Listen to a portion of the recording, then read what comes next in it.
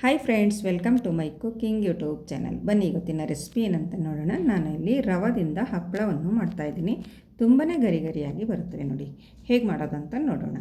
ಮೊದಲಿಗೆ ನಾನಿಲ್ಲಿ 1 ಕಪ್ ಆಗುವಷ್ಟು ರವನ್ನು ತೊಗೊಂಡಿದ್ದೀನಿ.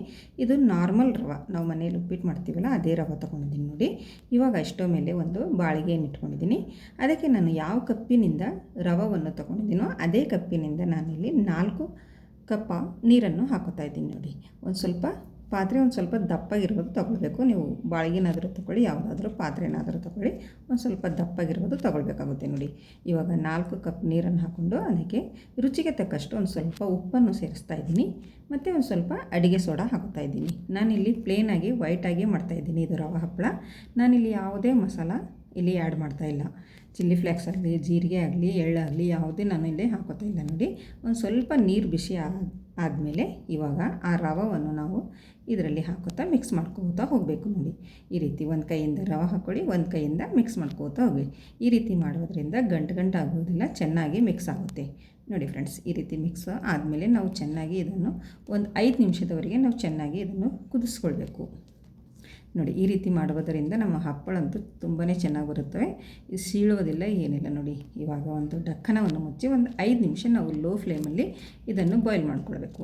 ನೋಡಿ ಇವಾಗ ಒಂದು 5 ನಿಮಿಷ ಆಗಿದೆ. ಇವಾಗ ನಾವು ತೆಗೆದು ನೋಡೋಣ ಯಾವ ರೀತಿ ಆಗಿದೆ ಅಂತ ನೋಡ್ಕೊಳ್ಳಿ. ಈ ರೀತಿ ಆಗಿದೆ ನೋಡಿ. ಇನ್ನೂ ಒಂದು ಸ್ವಲ್ಪ ಲೂಸ್ ಅನ್ನಿಸ್ತಾ ಇದೆ ನಿಮಗೆ, ಆದರೆ ಇದು ಆರಿದ ಮೇಲೆ ಫುಲ್ ಗಟ್ಟಿಯಾಗಿ ಬರುತ್ತೆ. ನೋಡಿ ಈ ರೀತಿ ಇರುವಾಗ ನಾವು ಗ್ಯಾಸನ್ನು ಆಫ್ ಮಾಡಿಕೊಂಡು ನಾವು ಇವಾಗ ಇದನ್ನು ಕೆಳಗಡೆ ಇಟ್ಕೊಳ್ಳೋಣ. ನೋಡಿ ಫ್ರೆಂಡ್ಸ್, ತುಂಬಾ ಸಿಂಪಲ್ ಆದ ಈ ರವೆ ಹಪ್ಪಳ ರೆಸಿಪಿ ತುಂಬಾ ಸಿಂಪಲ್ ಇದೆ. ನೋಡಿ ಈ ರೀತಿ ಕೆಳಗಡೆ ಇಟ್ಟಿದ ಆರಿದ ಮೇಲೆ ನೋಡಿ ಯಾವ ರೀತಿ ಗಟ್ಟಿಯಾಗಿ ಬಂದಿದೆ ಅಂತ ನೋಡ್ಕೊಳ್ಳಿ.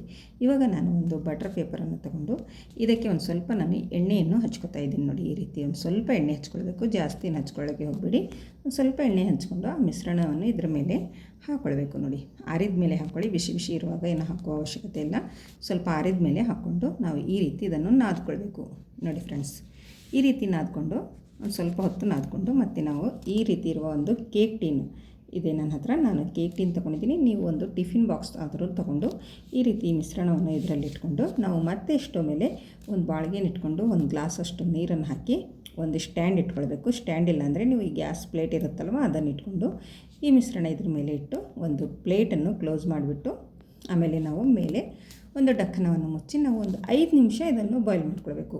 ಮೊದಲೇ ನಾನು ರವೆ ಬಾಯ್ಲ್ ಮಾಡ್ಕೊಂಡಿದ್ದೀನಿ, ಆದ್ರೂ ಮತ್ತೆ ಒಂದು 5 ನಿಮಿಷ ಬಾಯ್ಲ್ ಮಾಡ್ಕೋದ್ರಿಂದ ನಮ್ಮ ಹಪ್ಪಳ ತುಂಬ ಚೆನ್ನಾಗಿ ಬರುತ್ತವೆ, ಸೀಳುವುದಿಲ್ಲ, ಏನಿಲ್ಲ, ತುಂಬಾ ಚೆನ್ನಾಗಿ ಎದ್ದು ಬರ್ತವೆ. ಅದಕ್ಕೋಸ್ಕರ ನಾನು ಒಂದು 5 ನಿಮಿಷ ಬಾಯ್ಲ್ ಮಾಡ್ಕೊತಾ ಇದ್ದೀನಿ. ಜಾಸ್ತಿ ಏನು ಮಾಡ್ತಾಯಿಲ್ಲ, ಒಂದು 5ರಿಂದ ಒಂದು 6 ನಿಮಿಷದವರೆಗೆ ಬಾಯ್ಲ್ ಮಾಡ್ಕೊಂಡಿದ್ದೀನಿ. ನೋಡಿ ಇವಾಗ ಒಂದು 6 ನಿಮಿಷ ಆಗಿದೆ. ನಾನು ತೆಗೆದು ನೋಡ್ತಾ ಇದ್ದೀನಿ ಯಾವ ರೀತಿ ಆಗಿದೆ ಅಂತ ನೋಡ್ಕೊಳ್ಳೋಣ. ನೋಡಿ ಇವಾಗ ಇದು ಚೆನ್ನಾಗಿ ಬೆಂದಿದೆ.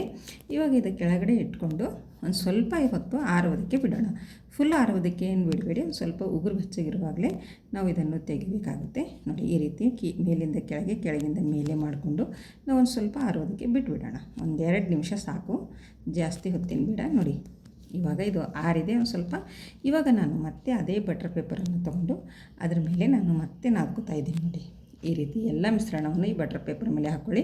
ಬಟರ್ ಪೇಪರ್ ನಿಮ್ಮ ಹತ್ರ ಇಲ್ಲ ಅಂದರೆ ನೀವು ಒಂದು ಹಸಿ ಬಟ್ಟೆಯನ್ನು ತಗೊಂಡು ಈ ರೀತಿ ನೀವು ಮಾಡ್ಕೊಳ್ಬೋದು. ಅದರ ಮೇಲೆ ಕೂಡ ತುಂಬ ಚೆನ್ನಾಗಿ ಬರುತ್ತೆ. ನೋಡಿ ಈ ರೀತಿ ನಾನು ಚೆನ್ನಾಗಿ ನಾದ್ಕೋತಾ ಇದ್ದೀನಿ. ಒಂದು 5 ನಿಮಿಷದವರೆಗೆ ನಾವು ಚೆನ್ನಾಗಿ ನಾದ್ಕೊಳ್ಬೇಕು. ಈ ರೀತಿ ಮಾಡೋದರಿಂದ ಹಪ್ಪಳ ತುಂಬ ಚೆನ್ನಾಗಿ ಬರುತ್ತವೆ. ನೋಡಿ ಫ್ರೆಂಡ್ಸ್, ಇವಾಗಿದ್ದು ರೆಡಿಯಾಗಿದೆ. ಮತ್ತು ನಾನು ಒಂದು ಪಾತ್ರೆಯಲ್ಲಿ ಹಾಕೋತಾ ಇದ್ದೀನಿ.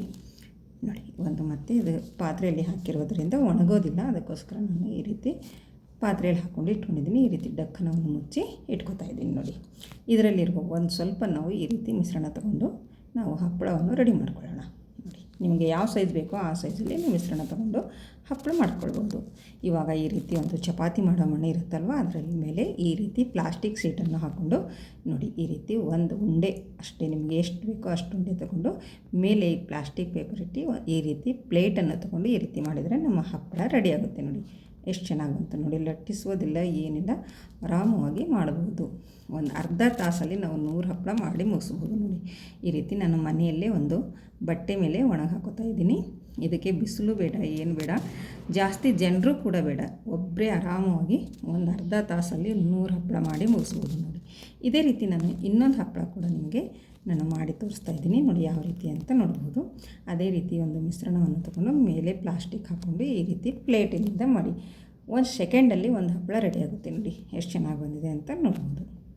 ನೋಡಿ ಇದೇ ರೀತಿ ನಾನು ಎಲ್ಲ ಹಪ್ಪಳ ಕೂಡ ಇದೇ ರೀತಿ ಮಾಡ್ಕೊಂಡು ಒಣಗಿ ಹಾಕ್ತಾಯಿದ್ದೀನಿ. ಮನೆಯಲ್ಲೇ ಹಾಕ್ಕೊಳ್ಳಿ, ಫ್ಯಾನಿನ ಗಾಳಿಗೆ ಒಂದಿನ ಒಣಗಿದರೆ ಸಾಕು, ಜಾಸ್ತಿ ಒಣಗಿಸುವ ಅವಶ್ಯಕತೆ ಕೂಡ ಇಲ್ಲ. ಇದಕ್ಕೆ ಬಿಸಿಲು ಕೂಡ ಬೇಡ, ಮನೆಯಲ್ಲೇ ಆರಾಮಾಗಿ ನಾವು ಒಣಸಾಕ್ಬೋದು. ನೋಡಿ ಇದೇ ರೀತಿ ನಾನು ಎಲ್ಲ ಹಪ್ಪಳ ಕೂಡ ಮಾಡಿ ಇಟ್ಟಿದ್ದೀನಿ. ನೋಡಿ ಒಣಗಿದ ಮೇಲೆ ನಾನು ತೋರಿಸ್ತಾ ಇದ್ದೀನಿ. ನೋಡಿ ಈ ರೀತಿ ಆಗಿವೆ. ಒಂದು ದಿವಸ ಫ್ಯಾನಿನ ಗಾಳಿಗೆ ಹಾಕ್ಕೊಂಡಿದ್ದೀನಿ ಮತ್ತು 1 ಗಂಟೆ ಬಿಸಿಲಲ್ಲಿ ಇಟ್ಕೊಂಡಿದ್ದೀನಿ. ಈ ರೀತಿ ಚೆನ್ನಾಗಿ ಒಣಗಿದೆ. ನೋಡಿ ಯಾವ ರೀತಿ ಬಂದಿದೆ ಅಂತ ನೋಡ್ಕೊಳ್ಬೋದು ನೀವು. ಮತ್ತು ನೀವು ಅಪಾಯಿಂಟ್ಮೆಂಟಲ್ಲಿದ್ದೀರಾ ಅಂದರೆ ನಿಮಗೆ ಬಿಸಿಲಿರೋದಿಲ್ಲ, ನೀವು ಈ ರೀತಿ ಮನೆಯಲ್ಲೇ ಫ್ಯಾನಿನ ಗಾಳಿಗೆ ಹಾಕ್ಕೊಂಡು ನಾವು ಹಪ್ಪಳವನ್ನು ರೆಡಿ ಮಾಡ್ಕೊಳ್ಬೋದು. ನೋಡಿ ಇವಾಗ ಎಣ್ಣೆ ಕೂಡ ಕರಿಯಲು ಇಟ್ಟಿದ್ದೀನಿ, ಎಣ್ಣೆ ಚೆನ್ನಾಗಿ ಕಾಯ್ದಿದೆ. ನೋಡಿ ಯಾವ ರೀತಿ ನಮ್ಮ ಹಪ್ಪಳ ಬರ್ತವೆ ಅಂತ ನೋಡ್ಬೋದು ನೀವು. ಎಷ್ಟು ಚೆನ್ನಾಗಿ ಬರ್ತವೆ ನೋಡಿ, 1ಕ್ಕೆ 4 ಪಟ್ಟು ಅರಳ್ತವೆ. ನೋಡಿ ನಮ್ಮ ಹಪ್ಪಳ ಸೈಜ್ ಯಾವುದಿದೆ ಅಂತ ನೋಡ್ಕೊಳ್ಬೋದು ನೀವು, ಯಾವ ಸೈಜ್ ಆಗ್ತಾಯಿದೆ ಅಂತ ನೋಡಿ, ಎಷ್ಟು ಚೆನ್ನಾಗಿ ಬಂದಿದೆ ಅಂತ ನೋಡಿ. ಈ ವಿಡಿಯೋ ಇಷ್ಟ ಆದರೆ ಒಂದು ಲೈಕ್ ಮಾಡಿ, ಶೇರ್ ಮಾಡಿ ಮತ್ತು ಹೆಚ್ಚೆಚ್ಚು ನಿಮ್ಮ ಫ್ಯಾಮಿಲಿ ಫ್ರೆಂಡ್ಸಿಗೆ ಶೇರ್ ಮಾಡಿ. ಫ್ರೆಂಡ್ಸ್ ನೋಡ್ತಾ ಇರ್ಬೋದು ನೀವು ಯಾವ ಸೈಜ್ ಇದ್ದ ಹಪ್ಪಳ ಯಾವ ಸೈಜ್ ಆಗಿದೆ ಅಂತ ನೋಡ್ಕೊಳ್ಳಿ. ತುಂಬಾ ಗರಿಗರಿಯಾಗಿರುತ್ತವೆ, ತಿನ್ನೋದಕ್ಕೂ ಕೂಡ ಅಷ್ಟೇ ರುಚಿಯಾಗಿರುತ್ತವೆ, ತುಂಬಾ ಸೂಪರ್ ಆಗಿವೆ. ಮತ್ತು ಒಬ್ಬರೇ ನಾವು ಆರಾಮಾಗಿ ಈ ಹಪ್ಪಳ ರೆಡಿ ಮಾಡ್ಕೊಳ್ಬೋದು. ನೋಡಿ ಮನೆಯಲ್ಲೇ ಕೂತ್ಕೊಂಡು ಹಪ್ಪಳವನ್ನು ರೆಡಿ ಮಾಡ್ಕೊಳ್ಬೋದು. ನೋಡಿ ಎಷ್ಟು ಚೆನ್ನಾಗಿ ಬಂದಿದೆ ಅಂತ ನೋಡ್ಕೊಳ್ಳಿ. ಮತ್ತು ಇನ್ನೂ ನನ್ನ ಚಾನಲನ್ನು ಸಬ್ಸ್ಕ್ರೈಬ್ ಮಾಡಿಕೊಂಡಿಲ್ಲ ಅಂದರೆ ನನ್ನ ಚಾನಲನ್ನು ಸಬ್ಸ್ಕ್ರೈಬ್ ಮಾಡಿಕೊಳ್ಳಿ. ನನ್ನ ಮುಂದಿನ ವಿಡಿಯೋ ನೋಟಿಫಿಕೇಷನ್ ನಿಮಗೆ ಬರುತ್ತೆ. ಮತ್ತೆ ಸಿಗೋಣ ಮುಂದಿನ ವಿಡಿಯೋದಲ್ಲಿ ಹೊಸ ರೆಸಿಪಿಯೊಂದಿಗೆ. ಓಕೆ, ಬಾಯ್ ಬಾಯ್.